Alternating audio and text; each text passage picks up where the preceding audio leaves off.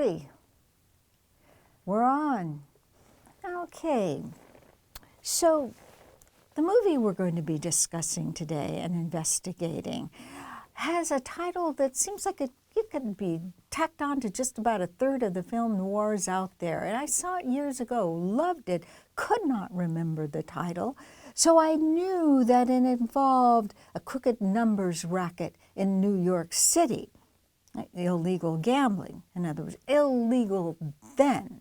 So I was looking for this story under running the numbers to the end of the line, maybe a title like that, or Big City Racket, or Your Number's Up, or something like that. Or maybe, but the other thing is, it had to do with brothers. So I thought, what is it?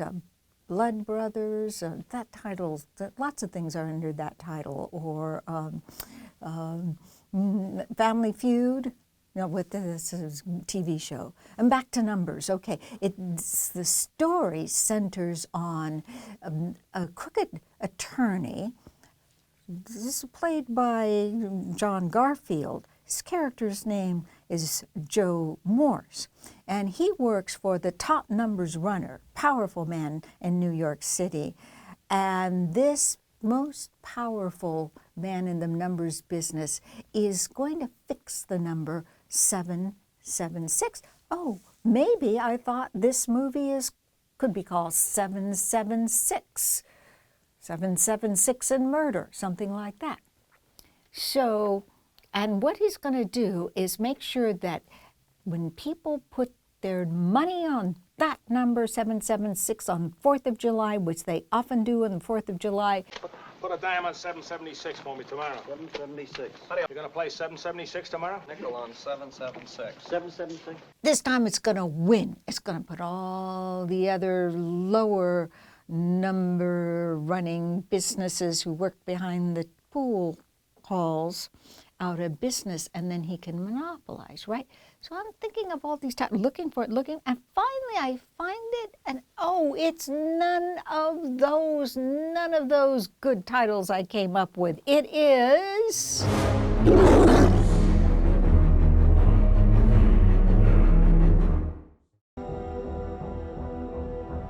neither of those men were Abraham Polonsky. That was Roy Cohn and Joe McCarthy of HUAC, the House Un-American Activities Committee.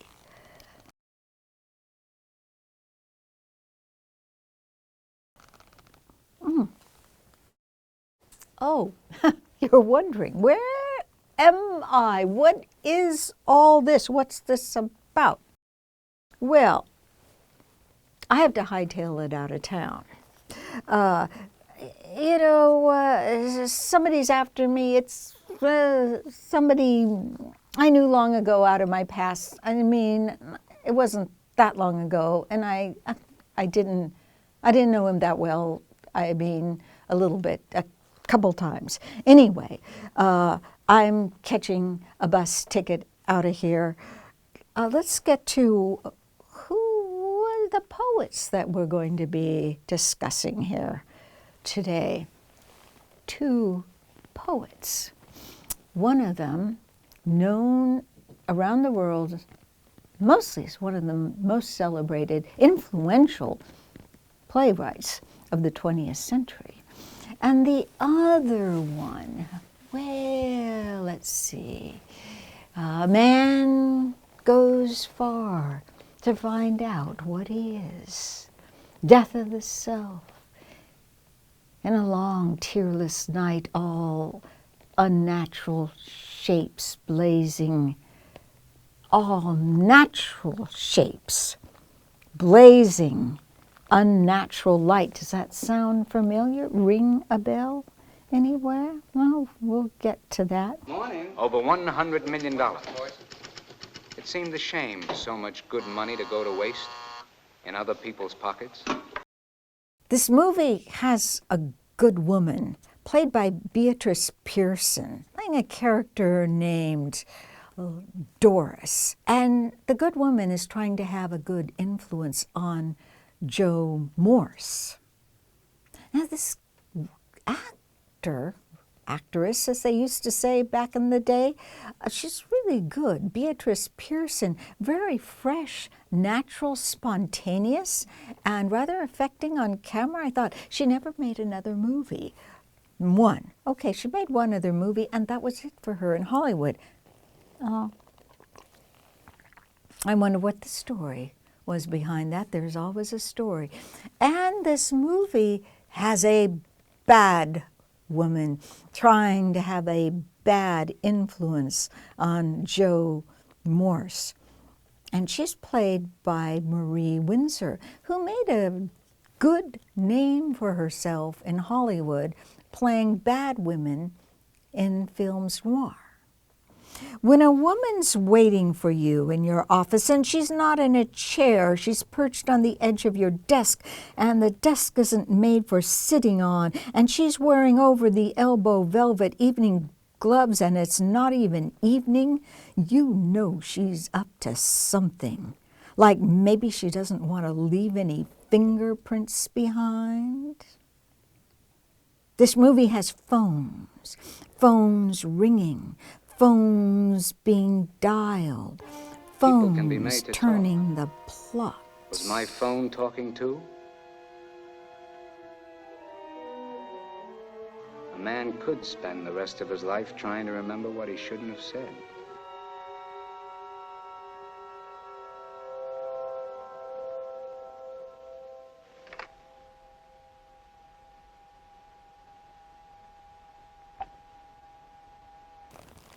Wait a minute, where's my ticket? Where did I do it? I put my ticket. Oh, anyway, on an even deeper level, this movie is a story of a struggle between two brothers, a good brother and a bad brother. And the good brother is in a shady business, but he has a conscience and he wants to get out of his low end of the shady business and do something, make something out of himself, be an honest man. And the bad brother is very high up in the shady business, the numbers game. He is a well-paid attorney and he wants to go even higher and get even richer. And this bad brother, who has the potential to be good, we're gonna find out. There is one thing that his conscience will not allow him to do. He will do anything for money except this. He does not want to, he will not destroy his own brother. Don't you see what a black thing that is for a man to do? How it is to hate yourself, your brother, make him feel that he's guilty, that I'm guilty, just to live and be guilty. Going even deeper, this is a story of redemption. Joe Morse discovers how strenuous it is to be evil. Mask of evil. On my wall hangs a Japanese carving, the mask of an evil demon decorated with gold lacquer. Sympathetically, I observe the swollen veins of the forehead, revealing how strenuous it is to be evil. Bertolt Brecht wrote that. Bertolt Brecht fled Germany during the rise of the Nazi Party and came to the U.S., to Hollywood. And he also was subpoenaed by HUAC, the House Un-American Activities Committee, just like Polanski. So both of these men observed the force of evil in person in the U.S. Congress. And maybe both observed how strenuous it was for these public servants to be evil. They definitely experienced how strenuous it was to be targeted or victimized by it. I find this poem relevant to our times. You know, these days there are many masks of evil and bad people behind them. Credit where credit is due. That court sketch was created by the artist Jane Rosenberg. And it's a sketch of the one-time, 4 times indicted former president. And this particular occasion was the trial to determine how much money he's going to have to pay for business fraud. I think she made a wonderful capturing of the strenuousness of being evil, don't you? But on an even deeper level, this is a story of redemption. Redemption. And redemption still takes place in real people, real life, just not as often as we'd like. My favorite redeemed person these days? This guy. You write a story that has Mr. Trump's name in it with the word rape, and I'm going to mess your life up for the rest. For as long as you're on this freaking planet, I'm going to turn around. You're going to have judgments against you for so much money, you'll never know how to get out from underneath it. I'm warning you. Tread very lightly, because what I'm going to do to you is going to be disgusting. Do you understand me? How strenuous that must be on him. Imagine his blood pressure. But now he's working on behalf of the truth and what's right. And look how happy he is. You know, he did something that people have to go through most of the time in order for bad people to become better people. They suffer. Now, this guy suffered. He's a different person now. Some people out there, some people might think he's fooling me. He's fooling everybody. I don't know about everybody. Do I look like I'm easily fooled? Theodore Roethke, oh yes, one of the great poets of the past 100 years, certainly one of the great poets of the 20th century, wrote a poem called In a Dark Time. And it's about an occasion when he was walking through the woods and he cracked up.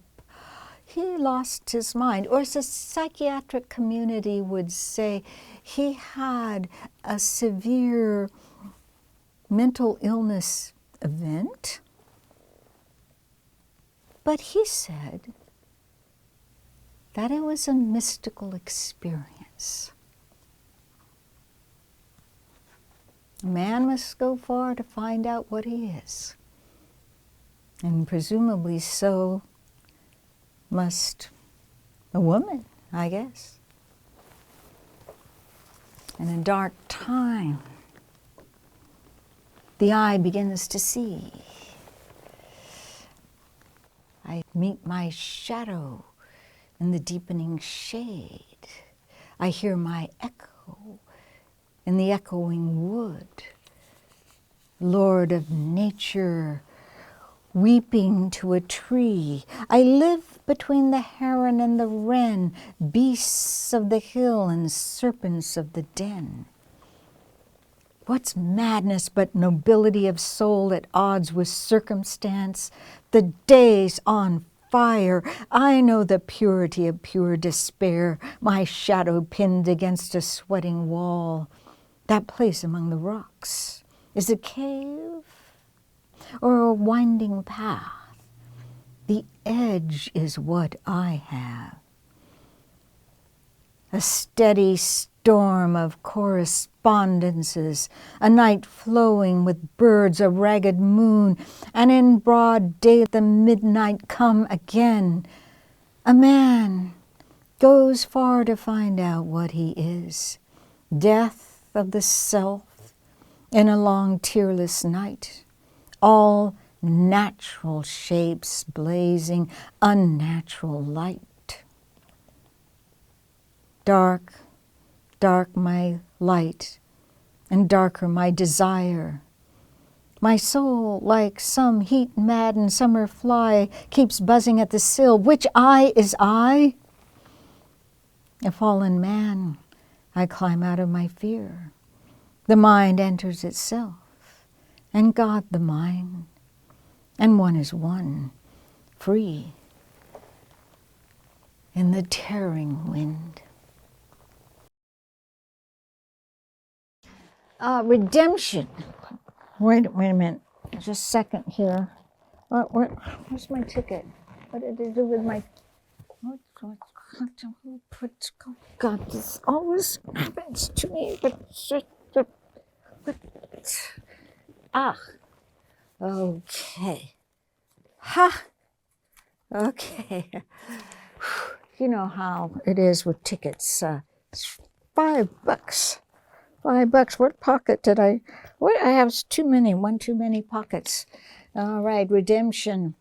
So I say that redemption comes out of having the strength to face the truth, the facts, even the hard facts, and letting go of self-serving lies.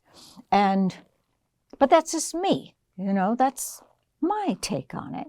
Now, Polanski, well, he has actually, you know, who really gets to the heart of what Polanski's idea is, what his central idea is regarding this movie and in general. It's Eddie Muller on his show Noir-LA on TCM, where he talks about this movie. Eddie Muller, who wrote Dark City and founded all those film noir festivals that go on across the country. That Eddie Muller. He says it in a nutshell. According to its creator, the force of evil is capitalism itself. Abraham Polanski feared for a society that valued money above all else, believing such a system would invariably lead to unbridled greed and corruption. Sounds like Polanski believed the force of evil it rests in runaway capitalism. Oh. Go around talking like that, and that'll get you hauled in front of the House Un-American Activities Committee. Oh, wrong shot. So, let's see, where are we? I say redemption involves facing the truth. Polanski says it requires valuing things deeper, more important, more human and more humane than money. And some people out there say it comes from love.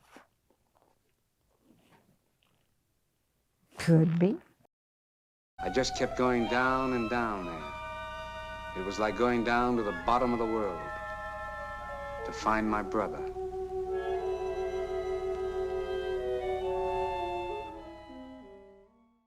By the way, this guy grew up poor, so he believed in economic reform. And he was involved with Clifford Odets's group Theodore, which is political. So John Garfield was targeted by the House Un-American Activities Committee and blacklisted 3 years after this 1948 movie came out. A couple years after that, he died of a heart condition made worse by stress.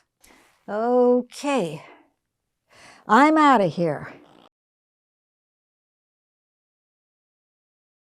Out of town. I don't even care where I'm going. As a matter of fact, I'm going to Kansas City. I always wanted to go to Kansas City. I never wanted to go to Kansas City, but that's where the next bus is headed to. So I said, okay, put me on that bus to Kansas City. All that matters to me, I didn't tell the ticket seller all of this. This is between you and me. I just want to stay ahead of what's running after me. Aren't we all like that, really? Huh.